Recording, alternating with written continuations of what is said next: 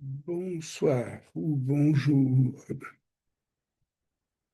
et bienvenue donc sur le 99e et dernière session du webinaire Anaplur, Analyse plurielle, où je me présente ce soir, enfin aujourd'hui c'est ce soir pour moi, mais seul à l'écran et seul dans le webinaire.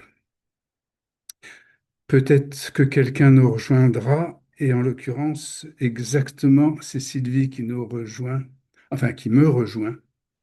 Bonsoir. Bonjour Sylvie, Bonsoir. enchanté de vous voir. Je commençais juste à l'heure et j'étais en train d'annoncer que j'étais seul à l'arrivée de ce dernier webinaire sur 2 ans et que ce rétrécissement, j'allais expliquer que ce rétrécissement était presque magique en fait. C'était quelque chose.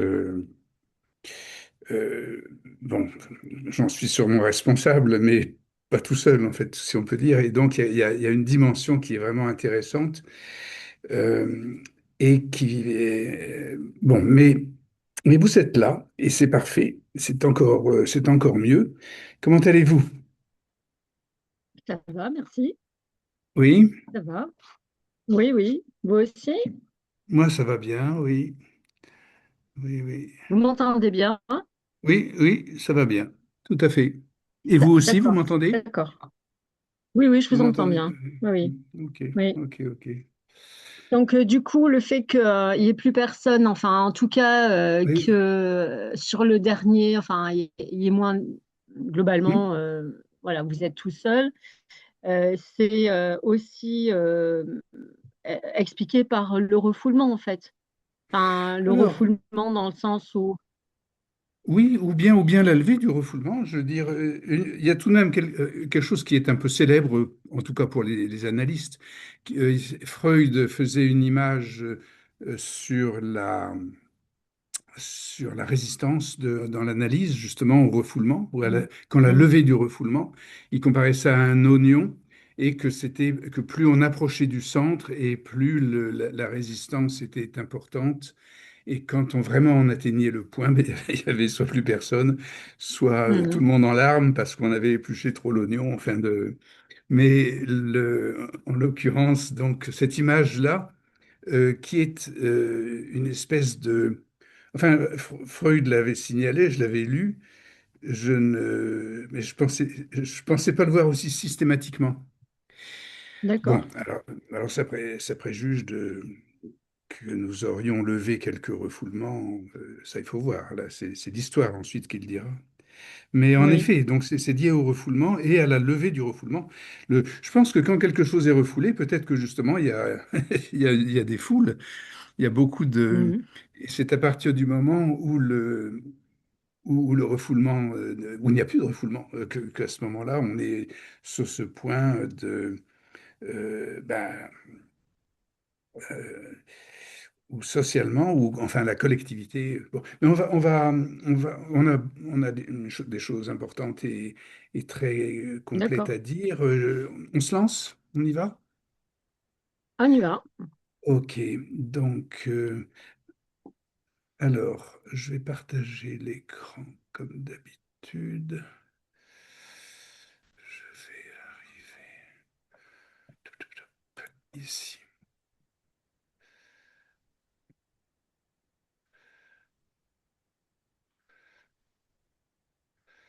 Voilà.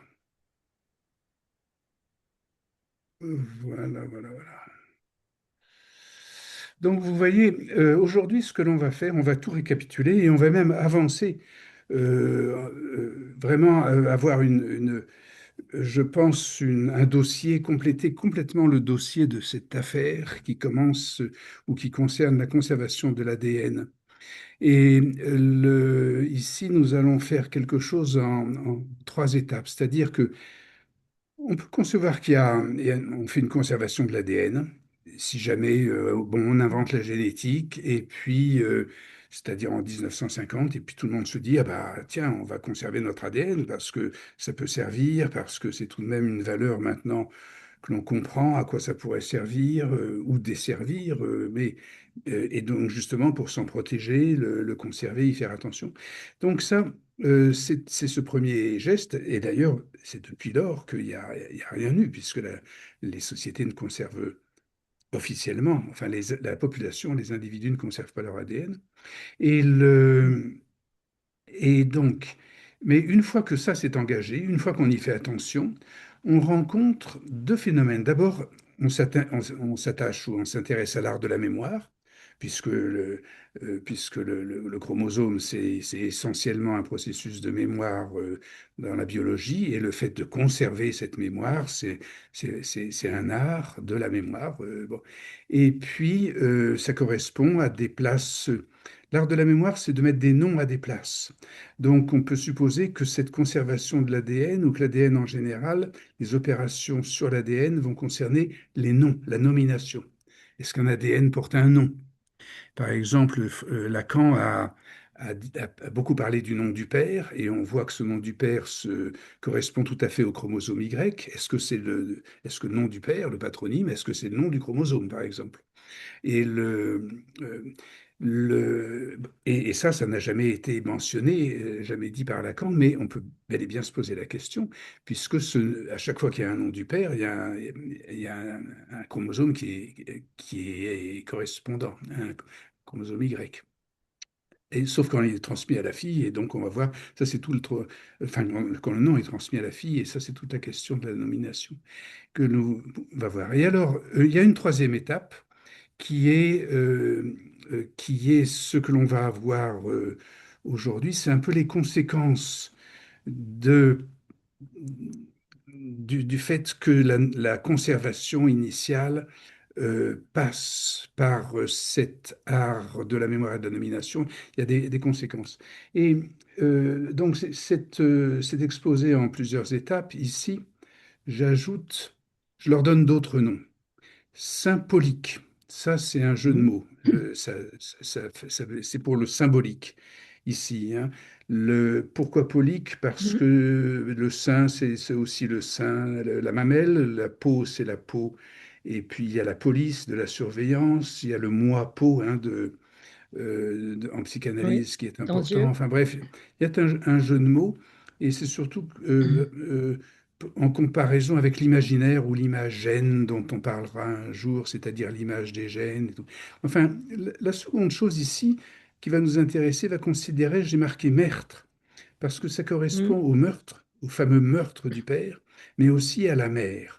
Et de voir comment Jocaste, par exemple, était engagé, ou quelle était la relation de Jocaste avec, le fait que Oedipe enfin que Laios avait voulu tuer, que le père avait demandé à la mère de tuer le fils Oedipe, et finalement c'était Oedipe qui avait tué son père. Enfin, bon, tout ça. Et puis finalement, Mhm. là, on arrive là où ça débouche, c'est l'hippocratisme. Et donc, je fais ces petites notes introductives. Et puis, autre série, ces trois chapitres vont correspondre au regard et à l'écoute. Ici, ça va correspondre à la surveillance, parce que l'art de la mémoire, c'est une légende, c'est un mythe, c'est une technique qui a été Oui. inventée ou mise au monde ou reléguée, transmise par Simonide de Chéos ou inventée par Simonide de Chéos. Ça se passe dans un banquet, des banquets à la manière d'Athènes, et c'est Scopas qui est surtout engagé, c'est-à-dire la pulsion scopique. Scopas était le nom du maître du banquet, et qui est à la cause, enfin qui est en relation avec Simonide. Et ici, la surveillance, ce sont les formules nouvelles de la démocratie dans un état de surveillance. La démocratie applique un regard sur leurs représentants qui surveillent, si on peut dire, leurs représentants, comme dans une démocratie représentative. Donc, pour tempérer cette, la tendance à la dictature on applique une surveillance quand on peut, parce que généralement, on s'arrête ici. Alors, j'ai pu mettre des images. L'art de la mémoire, c'est cela.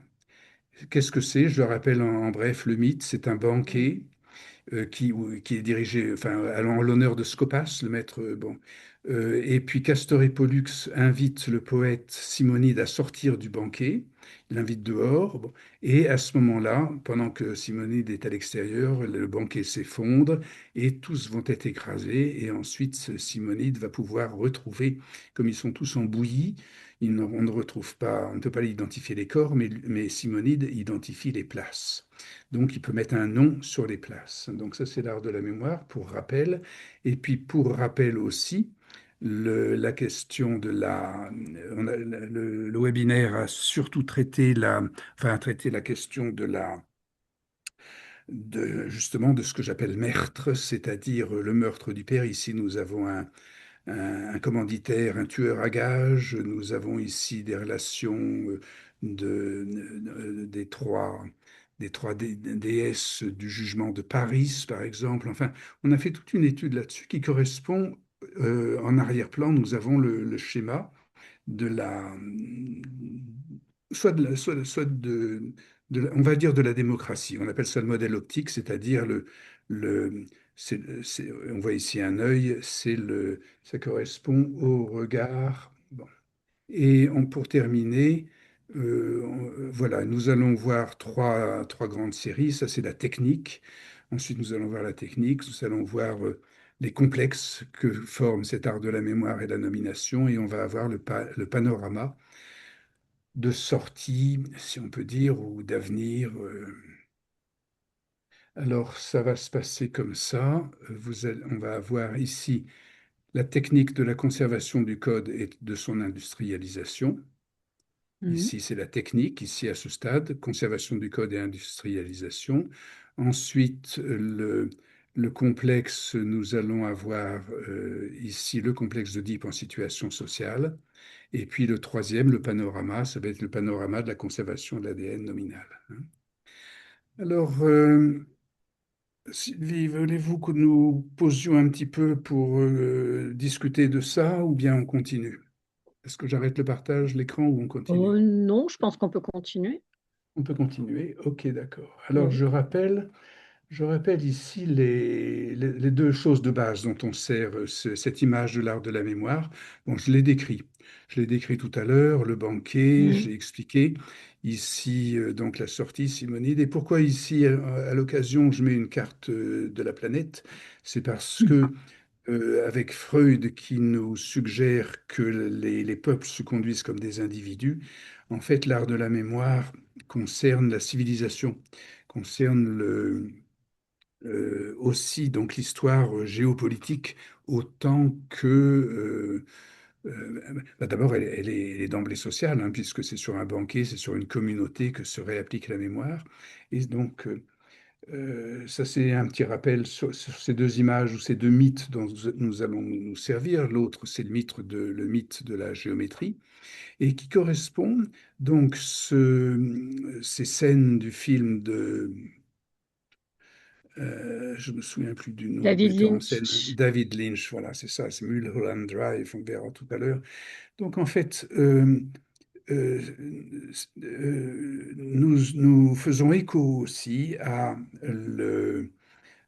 l'histoire du lacanisme. Donc, on va dire en bref, Lacan a proposé ce modèle en arrière-plan, c'est le graphisme qu'on verra plus précisément tout à l'heure, mais Lacan a surtout fait une théorie de la lettre.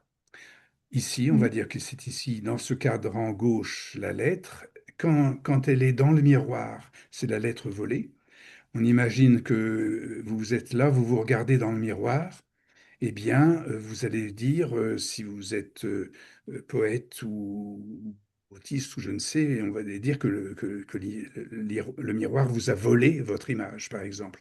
Et c'est ce qui se passe, Mhm. hein, c'est donc la lettre volée, mais quand l'analyste ou la réflexion, l'intelligence ou la maturité du complexe, quand l'enfant est passé par le complexe d'Oedipe, c'est-à-dire précisément quand il se met à la place comme Dupin quand il découvre la lettre volée affichée dans le miroir, à ce moment-là, quelque chose se retourne en se retournant, il voit non seulement sa place d'origine, mais il voit le code. Il comprend que en fait, il a été ben, c'est le cas de le dire, signifier et que à ce signe fiant, si on peut dire, il va comprendre qu'il y a un code d'organisation donc du psychisme. Donc c'est pour ça que je fais ce rappel. Et maintenant, passons à la technique de la conservation du code et son industrialisation. C'est cette histoire qui a commencé donc en 1985, quand j'ai traité de la lettre comme un signe et non pas simplement comme un signifiant, parce que c'est aussi un signe, et Mm. donc et jusqu'en 2026, donc on a beaucoup parlé de ça, mais il s'est passé un point, un événement sur ce parcours. Il y a eu déjà deux événements. J'avais enfin, trouvé Fabre d'Olivet, Stan Tenen m'avait contacté ou fait contacter, en tout cas. Il y a eu un événement qui a été celui en 2007, c'est-à-dire l'apparition, ici en 85, c'était le début, le tout début de l'Internet, hein.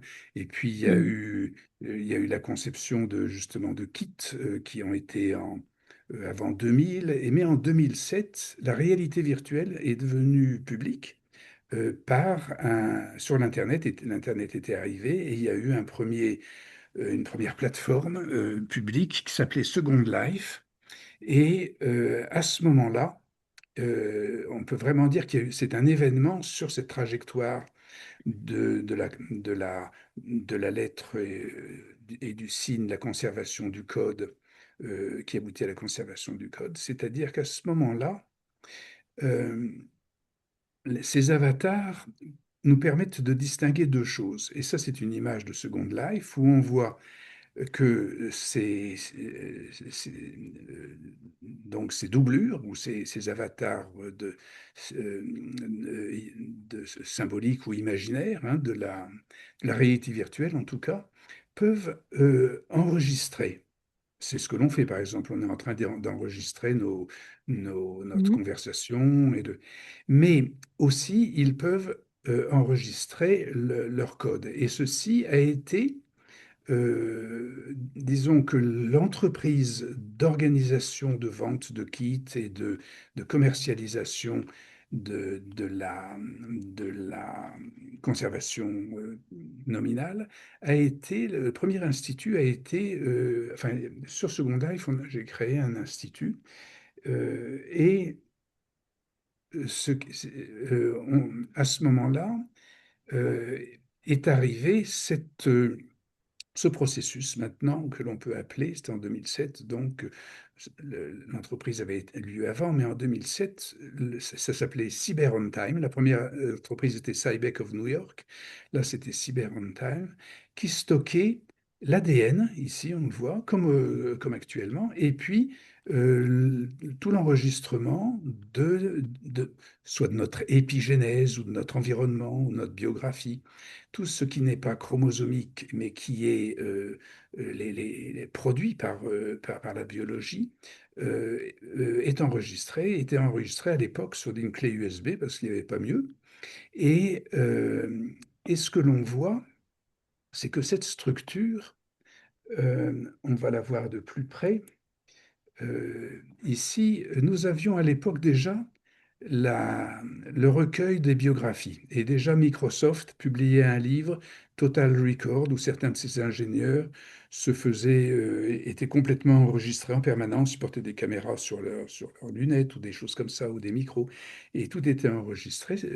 Microsoft avait commencé, et puis d'autres le faisaient. On peut enregistrer l'ADN, mais quand on met les deux ensemble, quand on intègre l'épigénèse, si on peut dire, ou la mémoire de l'épigénèse ou de l'environnement avec l'ADN, à ce moment-là, voici le phénomène qui se passe. On va l'imaginer comme ça. À ce moment-là, ce total, enfin, cette conservation intégrale du code et de son reflet ou de ses effets Mm. va se ranger dans la catégorie des conservations, mais va révéler ce sujet, exactement comme dans le modèle qu'on disait tout à l'heure, où l'enfant, la personne dans le miroir, va va se retrouver dans l'image en miroir, et à ce moment-là, euh, va pouvoir comprendre l'intégration ou contempler ou effectuer l'intégration de ces deux chapitres de la mémoire, hein.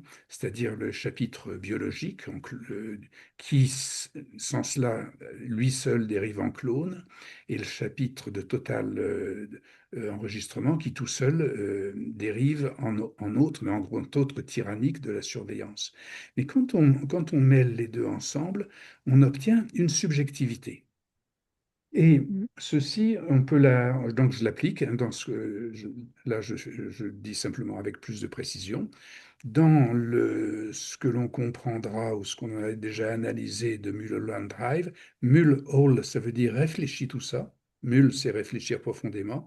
Mulhall, donc réfléchis tout ça, c'est-à-dire mais le, le, ici la biologie et la biographie mêlées ensemble, et puis Drive. Et le film s'appelait Mulholland Drive, et ça, évidemment, phonétiquement, ça veut dire réfléchis à tout, et vas-y, pilote, conduis. Mais ce que l'on voit ici, c'est que le pilotage, dont témoigne ou que relate le film Mulholland Drive, ça se termine par un meurtre. C'est un problème ça se termine par une jalousie où nous Mm. voyons cette femme blonde qui est amoureuse de cette femme brune, et cette femme brune ici accouplée ou embrassant une autre femme blonde. Et de cette jalousie dérivent les idées de meurtre. Alors, pour illustrer, encore continuer à illustrer les choses, ce que nous faisions à partir de 2007, et puis, ou donc même avant, mais nous avions ce kit qui est ici, c'est donc la biologie, ici en vert, et le Total Record, Mm. ici en bleu. Nous vendions ces kits dans un institut, et il y a eu donc une première loi qui s'est appliquée. C'est qu'une fois que nous avons conçu ça, on dit c'est très bien, on a ça. Mais on se rend compte que toutes choses informatiques, il faut les sauvegarder. Une sauvegarde raisonnable, tout le monde et tout informaticien le dira, et tout le monde, ça se duplique, ça se met dans plusieurs endroits. Généralement, on dit, Mm. pour faire une bonne sauvegarde, il faut le sauvegarder dans 3 coffres, dans 3 continents. Donc, c'est là où nous avons la clinique de la conservation, c'est-à-dire où les conséquences, une fois qu'on commence à enregistrer, à faire un kit ADN, on se rend compte que ça ne s'arrête pas là. Et il faut aussi le sauvegarder, mais trouver les moyens de les sauvegarder les techniciens disent qu'il faut le sauvegarder dans plusieurs lieux. Et puis, ce qui s'est passé, donc, c'est que après 2007, ou c'était à peu près à cette époque, ou avant, mais ce qui se passait, c'est qu'il y avait euh, disons que les clés USB, c'était à New York, c'était en 2000 que déjà je concevais ça avec des clés USB, mais en 2007 apparaissait autre chose. Il y avait des solutions pour conserver sa mémoire, pour stocker de la mémoire, il y avait le téléphone, où on peut stocker des vidéos, on peut stocker des conversations, on peut stocker ses emails, etc. Donc, on peut utiliser à la place de l'USB le téléphone. Et le moment, un moment de rupture et on va dire, de chaos s'est produit. On va appeler ça un moment de rupture parce qu'on va ensuite arriver à la contre-rupture, qui ne sera pas la contre-culture, mais la contre-rupture. La rupture, c'est que, là on est en 2007, mais en 2022, je crois bien, voilà, en 2022, apparaît l'IA. C'est-à-dire que ces téléphones ne vont plus simplement être comme une clé USB du stockage, mais il va y avoir une IA embarquée qui va appliquer l'art de la mémoire. Mais à ce moment-là, euh, la situation elle devient tout à fait différente. on ne protège pas la mémoire de l'individu dans différents endroits, mais tout à coup, du fait que son total record devient intelligent et communicatif, il va se mettre à communiquer, non plus, il ne peut plus se planquer, si on peut dire, ou se coffrer, mais il ne peut que s'immerger, se confondre ou être euh, éparpillé, devenir pluriel, en fait, c'est ça le pluriel, dans un monde de semblables téléphones communiquant les uns avec les autres, comme ces coffres-forts, si on peut dire, tout à coup devenaient intelligents et se mettaient Mm. à communiquer entre eux, c'est-à-dire c'est le monde actuel, à partir on date à 2022. Et là, nous avons une rupture qui change tout à fait les conditions. Ces conditions premières, elles justifiaient que ces coffres soient gérés, pas par une personne, mais justement euh, par un centre serveur de gestion de ces coffres. Mais à partir du moment où on n'est plus en termes de coffre, mais au contraire, on est en termes d'une d'une pulvérisation de l'information dans sa démultiplication entre semblables. À ce moment-là, cette association n'a plus, doit être aussi élevée à un niveau upgradé, comme on dit, à un niveau qui est celui de groupe ADN. C'est ADN et moi ou Internet qui donne ces groupes ADN, c'est-à-dire autre chose qu'une association singulière qui elle, n'assume pas le comment dire, n'assume pas l'intelligence artificielle euh, autrement que, enfin, dans ces solutions qui justement impliquent l'art de la mémoire, puisque jusqu'à présent, on n'avait pas encore vraiment engagé l'art de la mémoire en activité dans notre euh, échelonnement d'année en année. Alors, pour récapituler cette, cette technique, cette histoire de la construction actuelle, hein, en pratique, hein, de notre construction, je récapitule. Nous avons ici donc les quatre cadrans, si on peut dire, du psychisme ou du modèle psychique. En haut, nous avons toute la population qui s'écroule, c'est le banquet ici. Ici, nous avons une conservation inquiète vis-à-vis de, mais qui est extrait par un appareillage, par une technique de groupe ADN qui va pouvoir permettre à cet individu d'aménager, de retrouver une identité, une singulière dans la pulvérisation qui est arrivée sur son paysage, si on peut dire, ou sur sa planète. Et ici, nous avons une autre façon de le voir. Donc, le- l'extraction d'une personne, le monde donc pluriel, et comment une personne singulière va pouvoir communiquer avec ce monde pluriel. Donc là, j'arrête un instant le partage et on peut discuter. Oui, nous sommes juste à la moitié de de notre temps Oui. imparti. Oui. Moi, j'avais une réflexion là par rapport au stockage, hein, donc par rapport à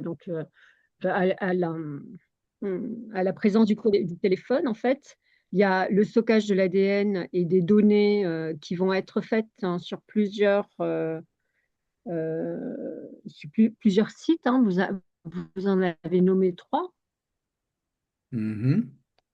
Et Mhm. est-ce Oui. que à chaque fois, est-ce qu'on pourrait dire que les stockages ne sont pas identiques? Parce que quelque part, il y a une communication en réseau.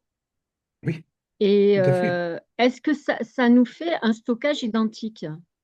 Non, non, oui, Enfin, oui, je ne sais pas si voilà, si, si. vous pointez bien toute la différence, tout ce que j'ai appelé la rupture, c'est-à-dire que dans l'image avec les coffres, effectivement, là, vous aviez une répétition, une copie comme un clone Oui, de oui, chaque stockage. Mais à partir du moment où le stockage se fait sur le téléphone, ou du moins la, la biographie. Après, on pourra dire que même sur l'IA. la génétique Oui. elle-même pourrait y être, mais la biographie se fait. À ce moment-là, euh, ce n'est plus du tout les identiques, ce sont des semblables. Comme dans Mm, une communauté, les individus se confondent tous dans une société d'anonymes, de semblables, mm. où le moi euh, va galérer pour garder une identité par des procédés que l'on va voir qui sont ceux du complexe d'Oedipe. Parce que à ce moment-là, Mhm. la, nous ne pouvons plus garder une singularité comme dans le passé, la clé USB le permettait, si on peut dire, hein. Mais effectivement, les téléphones Oui, oui, oui. vont pulvériser. C'est tout à fait un autre monde, en fait. C'est tout à fait vraiment une rupture, on Mm. dit épistémologique, on peut dire autre chose, une rupture d'époque ou une rupture de, de société. C'est d'accord? C'est bien éclairci, ça? Donc, Oui, on oui, oui. continue?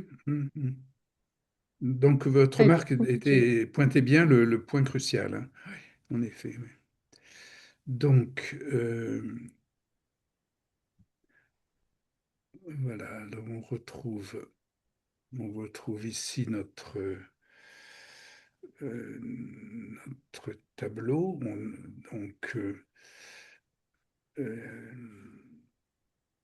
ça va prendre du temps si je redescends tout en bas. On va passer à la troisième, au complexe d'Oedipe, hein. La première, Oui, c'était donc la technologie. Maintenant, nous passons au complexe d'Oedipe qui va justement remettre une organisation de singularité, remettre une possibilité d'identité dans cette pulvérisation que la fuite globale d'informations, la pulvérisation de l'information euh, donc c'est produite.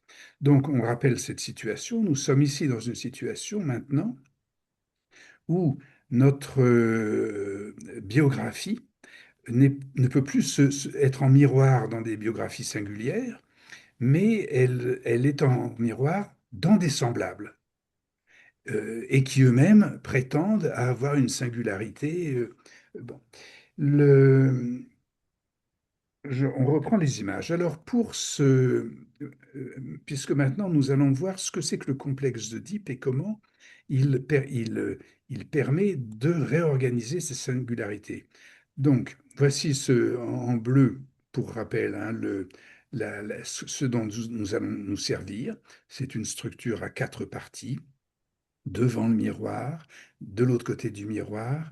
Ici, c'est à l'origine, c'est l'adulte qui porte l'enfant, l'enfant qui se regarde dans le miroir et qui demande à l'adulte, est-ce que tu te vois comme moi dans ce truc? Et l'adulte lui répond qu'en effet, il éprouve la même expérience, donc il y a une possibilité d'affirmer la réalité de l'expérience spéculaire et de se dire, c'est pas un autre que je vois, mais c'est bien, enfin c'est pas, oui, dans le miroir, c'est une image, et tandis que euh, l'autre. Alors, euh, le, voici le détail de ce qui se passe sur ce cadran. Et là où nous sommes spécifiquement sur ce que c'est que le complexe d'Oedipe et comment il va venir euh, redonner des identités, des singularités dans la pulvérisation que l'on vient de voir, hein. Donc le complexe d'Oedipe, j'ai marqué ici, est l'inscription du désir de la mère dans le modèle démocratique. Alors que ça, ce soit en arrière-plan, que ce modèle optique qu'on voit ici, en bleu, ce modèle bleu, ce miroir et donc les deux choses. Je pense qu'on peut l'assimiler à la démocratie puisqu'on a prouvé que dans sa variation, puisque Lacan décrit deux états de ce miroir, quand le miroir est vertical ou bien quand il est à plat comme une platonde, où on se réfléchit dans la platonde d'un lac, hein. Donc, et que dans la réflexion sur la plate-onde, on a la République de Platon. Ici, on peut dire que dans cette version où quand le miroir est horizontal, à ce moment-là, nous avons la démocratie. Bon, j'ai fait des traités là-dessus, je vous le cite, hein, je vous le mentionne. Et donc, c'est pour ça Mhm. que je dis que le complexe d'Oedipe, c'est l'inscription du désir de la mère dans le modèle démocratique. Alors, qu'est-ce que c'est que le désir de la mère? C'est c'est ce qui organise le complexe d'Oedipe de cette façon-là. Il l'organise dans ce que Lacan appelle la métaphore paternelle, euh, qui est inscrite ou est composée sur ce qu'est une métaphore, c'est-à-dire quelque chose qui signifie, qui a un signifié, et ce signifié va aussi désigner autre chose. Ce qui fait que si, par exemple, je dis que une caisse, c'est une voiture, eh bien, une voiture, ça va désigner quelque chose qui me transporte. Donc, je veux dire, une caisse, c'est un moyen de transport, par exemple, hein. Donc, ça, ce- cette métaphore, selon Lacan, euh, quand, quand c'est le nom du Père qui est donc en place de ce premier signifiant qui va signifier ce deuxième signifiant, qui va finalement signifier ce que la métaphore a voulu dire. À ce moment-là, selon Lacan, le nom du Père dans la structure de la métaphore implique, il signifie ce que Lacan appelle le phallus, qu'il tente de, de, enfin qu'il propose comme progrès de ce que Freud avait arrêté à l'envie du pénis. Pour Lacan, il tente de le rapprocher dans une sémantique où ce nom du père donc va organiser ou permettre de signifier à l'enfant le désir de la mère, qui en fait, dans ce procédé, le désir de la mère va disparaître, il va être éclipsé, puisque donc une caisse si une caisse est un moyen, un véhicule, on a oublié que je me suis servi d'une voiture pour, euh, pour désigner cette fonction d'une caisse. Et euh, donc, le désir de la mère s'éclipse, il devient grand A, c'est-à-dire l'autre, l'autre absolu, et cet autre absolu signifie finalement le pouvoir, l'instrument du pouvoir du désir, l'instrument du pouvoir du plaisir aussi, donc le signifiant primordial de toute existence, si on peut dire. Mais du coup, la femme a disparu là-dedans. En tout cas, la mère a disparu. Mhm. Et donc, on voit cette application dans le fait que ce qui va se engager cette tentative de meurtre, c'est que dans cette disparition, il y a, disons, il y a ça engage toute une organisation de figures féminines.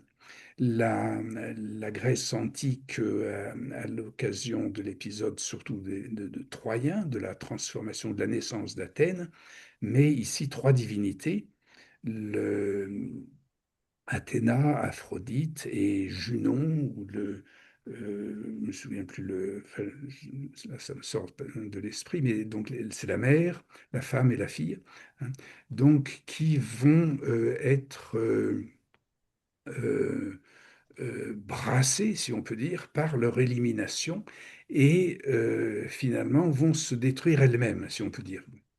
Donc ce drame, cette pathologie de la civilisation donc je le ramène ici, se passe par le fait que, et ça c'est ce que Freud découvre, ou c'est l'essentiel de la psychanalyse, si ça, cette formule, le nom du père, signifie le totalitarisme, si on peut dire, triomphant, enfin dans le triomphe du grand autre totalitaire, si ça, c'est la formule sociale, si on peut dire, la psychanalyse, elle, précisément, va amener une connaissance en disant que ce qui se passe là où persiste le désir de la mère dans cette éclipse, le désir donc pas de la femme, mais ce qu'il s'agit d'un ensemble une communauté féminine,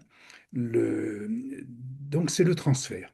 Le transfert est le phénomène, l'enjeu qui se passe ici entre cette scène d'un rapport homme-femme et ici ce rapport qui est interdit par le- la,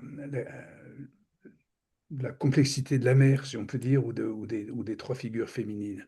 Donc ce transfert, Lacan l'a appelé la relation imaginaire.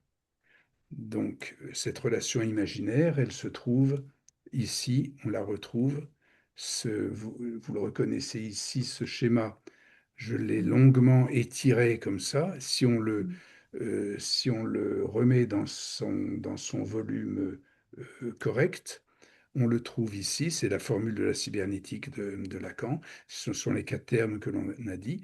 Et je l'ai ici appliqué sur cette flèche verte, il y en a plusieurs, c'est-à-dire la relation qu'il y a entre, on va appeler ça un avatar ou un UCMPP ou une conservation, et l'autre qui est conservé.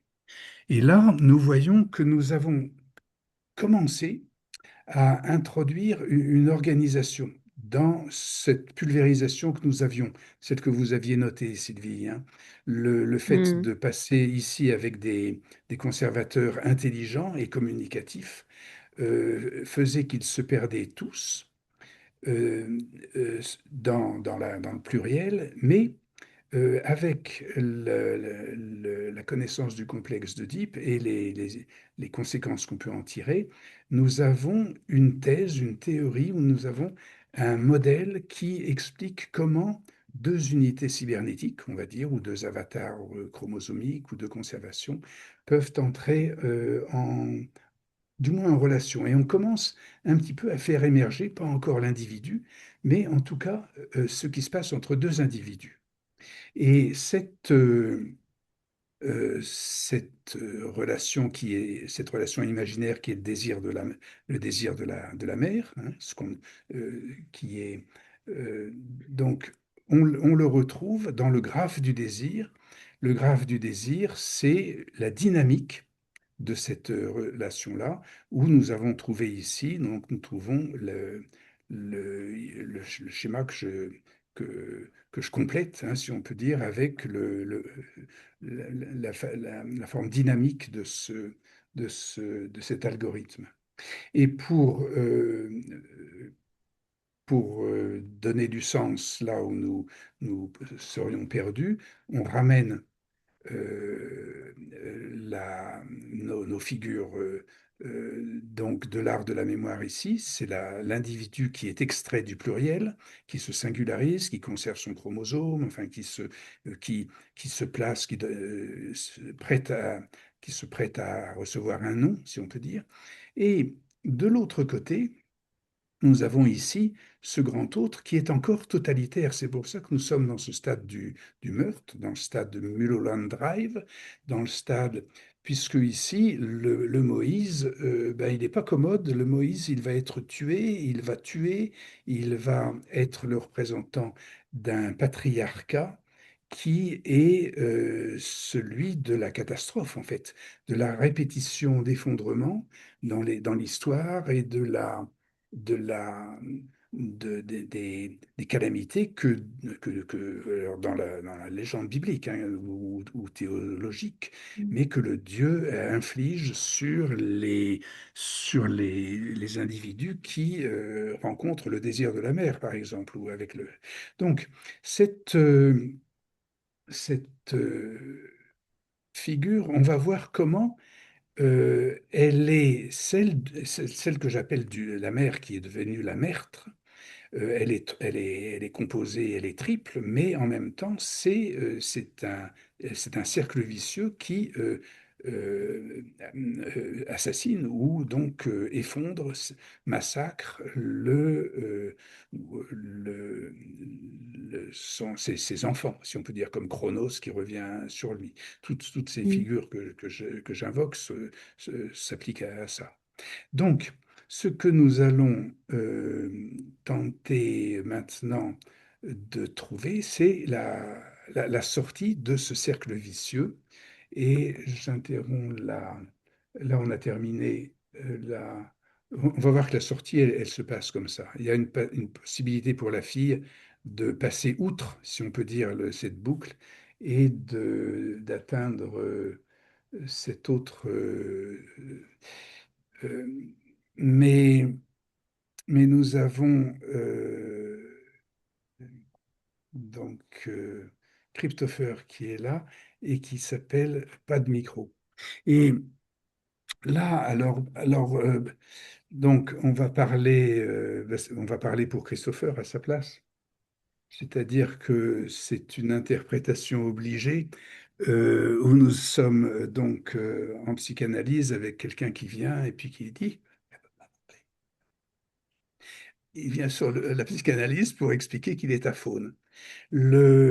Donc ça n'empêche que, disons que ça signale, hein, le corps, quand un analysant vient sur un divan en s'agitant pour bien montrer qu'il ne peut pas parler, soit parce qu'il est surveillé, soit parce que il a une angine, euh, il y a néanmoins un signe. Son corps est là et il signifie qu'il a une intention d'analyse. Et ça, c'est la conservation du chromosome. Quand on conserve le chromosome, c'est que l'on fait un signe de volonté d'identité biologique, au lieu de rester dans une relation imaginaire telle qu'on l'a vue, celle qui est sans arrêt massacrée par un effet de ce qu'on appelle le complexe d'Oedipe, donc le meurtre du père, le suicide de la mère, ensuite le suicide de la fille, de Antigone, etc. Enfin, toutes ces catastrophes Mm. répétées. Donc, on va passer à la solution, si vous voulez. Ça va, Sylvie? Oui, oui. Oui, ok. Donc, alors, partage.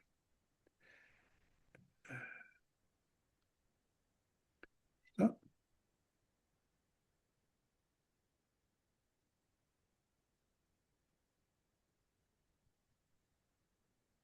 voilà.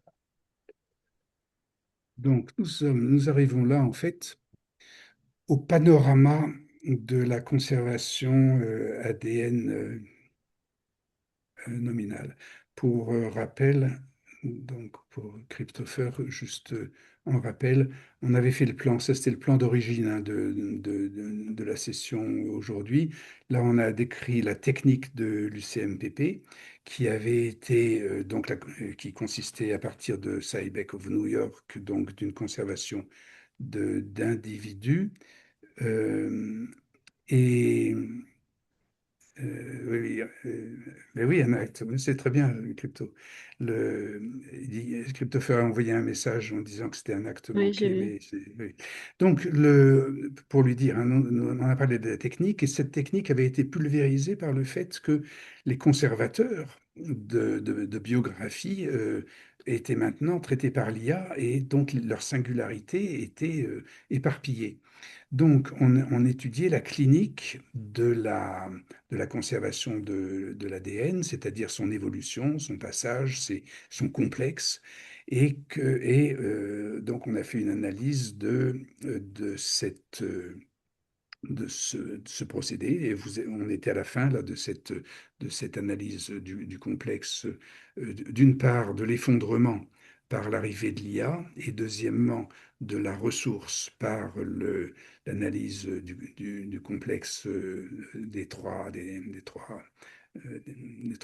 les trois déesses là, et enfin ce complexe de Troie, on va dire, hein, de la ville troyenne et du passage inversé de Troie à Mycène, etc.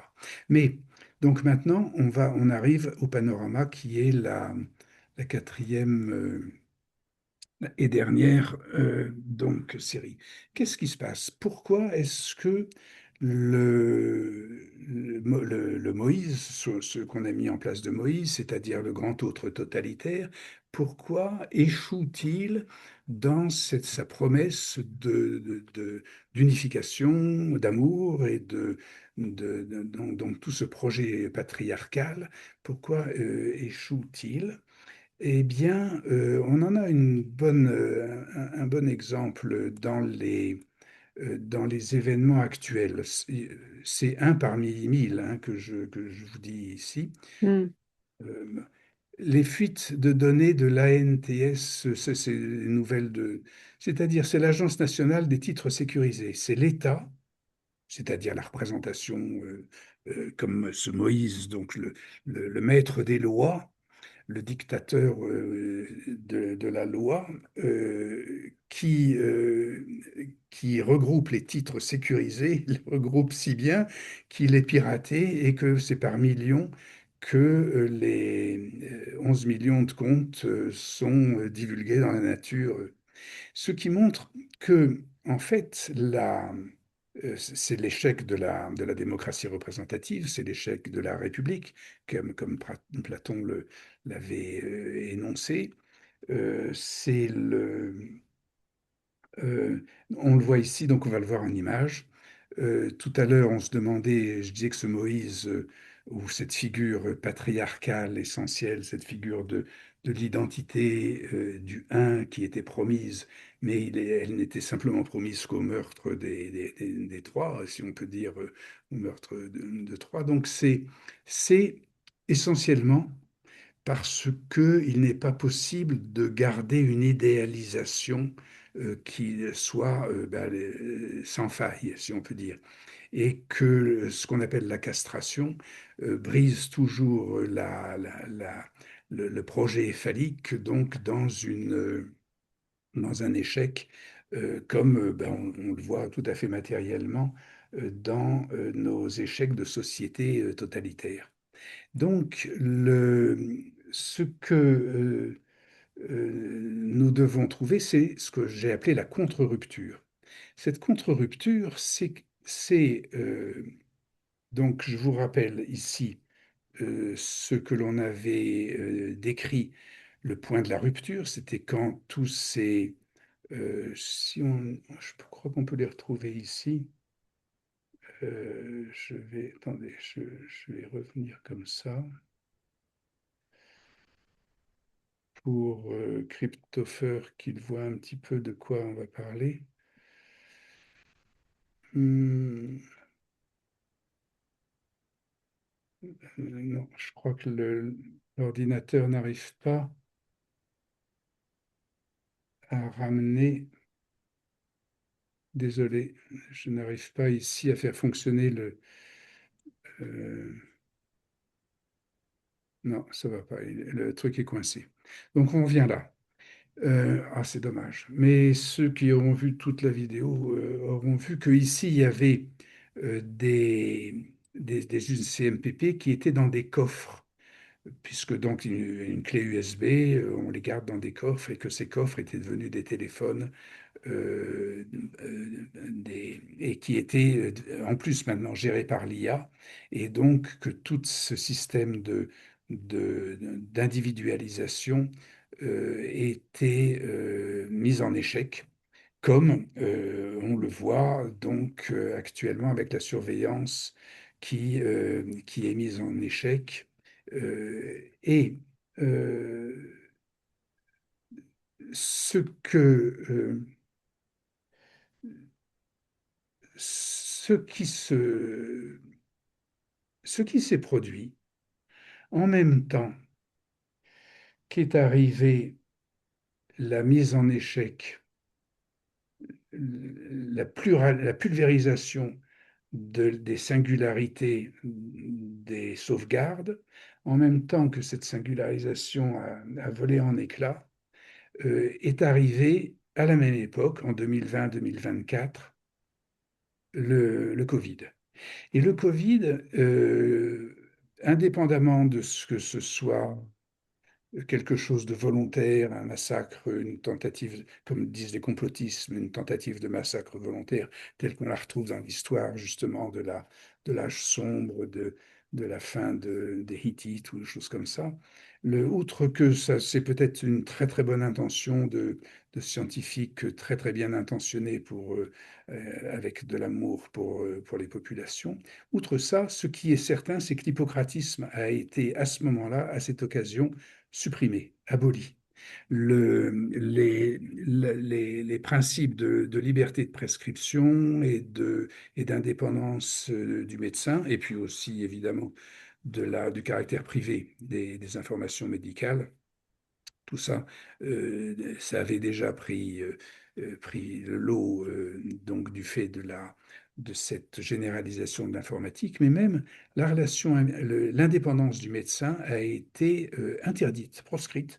Les médecins qui voulaient être indépendants, ils n'étaient plus médecins, ils allaient se faire autre chose. Et donc, et ça, nous sommes donc dans cette situation, nous sommes dans le moment d'échec de de la singularisation ou de l'individualisation sociale. Et c'est ce que nous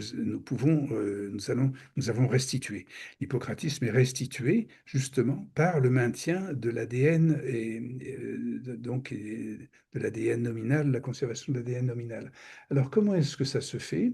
Et là, je vais très vite hein, parce que on est arrivé au bout de notre exposé, et puis parce que ça ouvre sur un horizon qui est à découvrir, hein.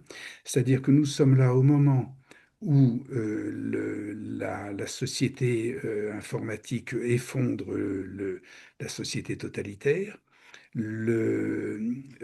l'ordre médical, l'ordre hippocratique est aboli aussi, eh bien, la solution, c'est simplement de le restituer et cette restitution, c'est d'abord de comprendre comment procède l'hippocratisme. Et l'hippocratisme procède par un couple, si on peut dire, par une relation entre le père, Asclépius ou Hippocrate, et sa fille.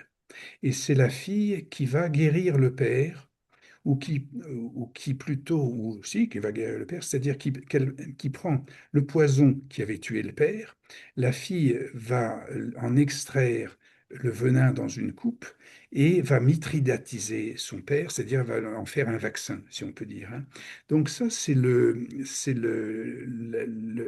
la légende de Hygie, c'est la fondation, c'est la base de l'hippocratisme, qui à partir de là va créer une structure de médecins qui va pouvoir communiquer avec ses semblables à partir de cette relation fondamentale de mithridatisation par la fille. Et je vous rappelle, enfin, si on y revient, enfin, les archives montrent que c'est effectivement c'est pour ça qu'il était utile de parler de la lettre volée. Lorsque la lettre est volée, il y a la littérature apporte la notion d'une seconde génération, c'est-à-dire la fille de la femme qui a détruit, si on peut dire, ou déjoué le Sherlock Holmes, hein. Donc maintenant, c'est pour ça que j'appelais ça un panorama. Nous allons arriver sur le panorama de l'œuvre d'Hygie, ou quand Hygie entre en scène. Et à ce moment-là, nous avons ici le pathos, avec la relation de la République ici.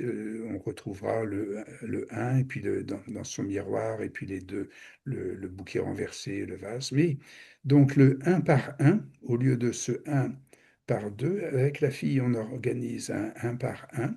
C'est l'algorithme de la relation par un signe de conscience et ce un par un peut être distribué dans la population, ce qu'on appelle une ubérisation, et je me permets de l'appeler ça une hygiène éthique.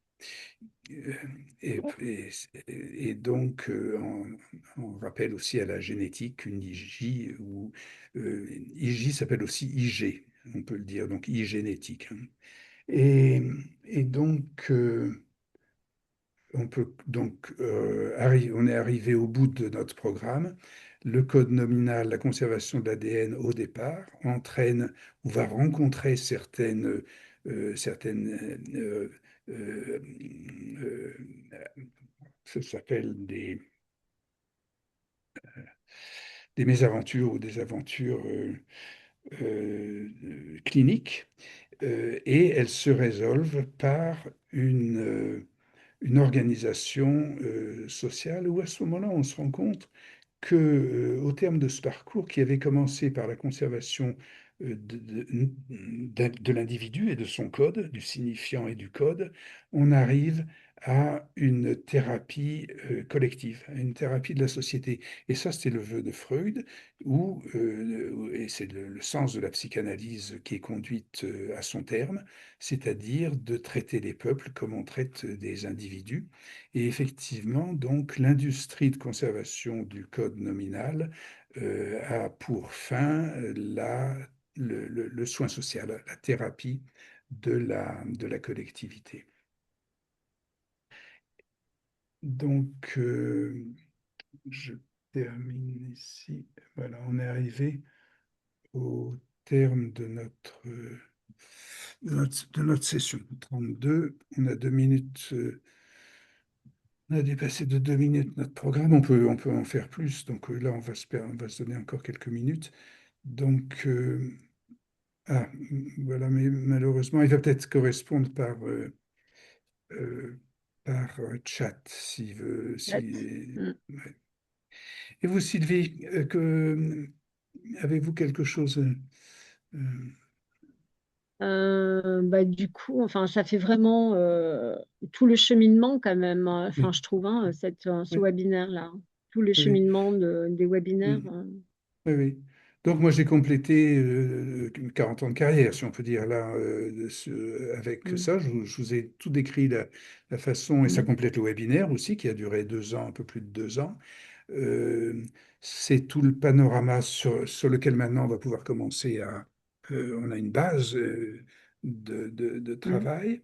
Une fois que, par coïncidence remarquable, c'est au moment euh, où nous arrivons à ce point de tribulation, c'est le mot que je cherchais tout à l'heure, que nous sommes dans une singularité, finalement. J'ai commencé seul, vous êtes arrivé, mais en fait, nous étions donc dans ce couple qui est, qu'il faut le dire, homme-femme, et donc qui est, c'est pas par hasard, certainement pas. Et puis nous avons le, l'être silencieux qui vient en troisième terme. Donc c'est sur ce point de singularité, si on peut donner le, ce titre à ce webinaire terminal, à cette conclusion, que nous mm. sommes composés, organisés. D'accord. Ouais, j'ai un petit Et du micro coup, rapidement. Il a un ça y est. micro. Là. Vas-y. Oui. Merci de m'accueillir. Je voulais venir plus tôt. Je suis tombé dans un acte manqué, comme je l'écrivais. Ah, Euh, Effectivement, c'est c'est bon. assez particulier cet épisode-là. Je m'attendais pas à voir ni vous voir connecter, ni aborder une forme de conclusion un peu aussi magistrale avec comme disait Sylvie, tous les historiques un peu des différents webinaires et de même de votre travail, de votre vie en fait, plus ou moins quoi. Absolument, oui. Et même en fait, dans quelle mesure vous êtes retombé entre guillemets sur vos pattes. Je ne sais pas comment s'appelle ce projet avec l'ADN qui était déjà lancé à l'époque. Mais c'est revenu là sur ADN et moi, mais il y avait un autre Oui. nom à l'époque. Il a commencé en 90, c'est-à-dire entre 90 et 95, c'était Cybec of New York. Ça a Voilà, été le Cybec, c'est ça, premier, ça, ouais. ouais, Cybec. Mais à Cybec, il n'y avait pas encore de conservation de l'épigénétique ou de la biographie. Cybec proposait Voilà, simplement la conservation du chromosome. Et puis en 2000, j'ai constaté exact. il était obligatoire d'y associer quelque chose de social. Ouais. Voilà, alors j'ai bien accroché Par le un biais petit de la peu biologie. le fil de cette histoire jusqu'à, on va dire, Mhm. ADN et moi, où effectivement on a commencé à discuter de ça plusieurs fois. Et à Mhm. titre personnel, j'ai pas encore réussi à faire ce lien ou bien à Mhm. le concevoir vraiment correctement pour lui donner du sens entre l'hippocratisme et cette conservation nominale d'ADN, etc. Mhm. Même Mhm. si je vois chaque élément de façon un peu séparée, j'arrive à comprendre à peu près. Mhm. Pour l'instant, ce lien n'a pas encore bien apparu chez moi, donc j'essaie de comprendre. C'est pour ça aussi que je suis là. Mhm. Euh, et je suis curieux de pouvoir revoir cette vidéo. D'ailleurs, si vous avez Mhm. l'enregistrement Oui, réalisé, oui, ça oui, serait. oui, oui. Comme d'habitude, Voilà, j'en ferai un enregistrement, je le déposerai sur le web. Et puis, donc, il y a une école qui ouvre le 14 mai. Hein, on va sur cette base. Là, il y a encore des tas de choses à découvrir ou à éclairer, à éclairer. C'est pour ça que c'est bien. Enfin, il convenait que ça se termine par un panorama général, hein, mais donc, sur les 40 ans que j'ai parcouru et que j'ai répertorié, enfin les étapes répertoriées donneront des informations sur chacun des points de ce panorama quand on voudra les pointer en détail. Oui. D'accord. Je vous livre la, l'enregistrement bien, dans la foulée. Et ben merci en tout cas, Christopher, de, de votre présence. Si on peut le dire, comme je disais, qui n'est pas banal. Vous savez pourquoi je dis ça? Euh, le, et la preuve, c'est que nous sommes donc, nous faisons trois exceptions là pour faire donc, disons, ben, l'histoire dira si c'est quelque chose d'exceptionnel, c'est-à-dire vraiment quelque chose qui est arrivé au milieu du refoulement à être, comme on parlait de pelure d'oignon, selon l'image de Freud, à être arrivé à un point où ce point peut tout exposer et expose une plateforme de redéveloppement si l'histoire en fait quelque chose. D'accord. Sylvie, autre chose? Non, pas Non? spécialement. Ok. Je... moi, j'avais une C'est dernière vrai question, que si vous me suivez Oui, après. oui, oui. Qu'est-ce que vous attendez en fait très concrètement quand vous dites si l'histoire en fera quelque chose, est-ce que vous arrivez à vous projeter on va dire que ça se matérialise comme vous le souhaitez avec les différents projets en cours. Qu'est-ce qui pourrait Mm. arriver de bénéfique ou de désirable pour vous dans cette Mhm. articulation historique un peu. Oui. Ben, je garde mon métier de psychanalyste. Hein. À propos de psychanalyste, la seconde psychanalyse, enfin la seconde période de la psychanalyse qui a été menée par Lacan, définissait l'action, l'acte du psychanalyste comme une attente. Le psychanalyste attendait. Il attendait que cet analysant parvienne à une parole pleine. C'était les termes Lacan. Mais donc, l'attente était la chose qui vous donne raison de me demander maintenant qu'est-ce que vous attendez. Mais je ne suis pas lacanien, je suis après Lacan, et je dois vous dire que je n'attends rien. Que c'est précisément ma fonction ou mon acte d'analyste, non, je n'attends rien par rapport donc à l'acanisme. Je dirais que je sers, je suis serviable, je sers. je suis sérieux, je serre les yeux, je serre les fesses aussi parce que dans tout ce passif d'enculade, comme vous savez, la communauté au stade banal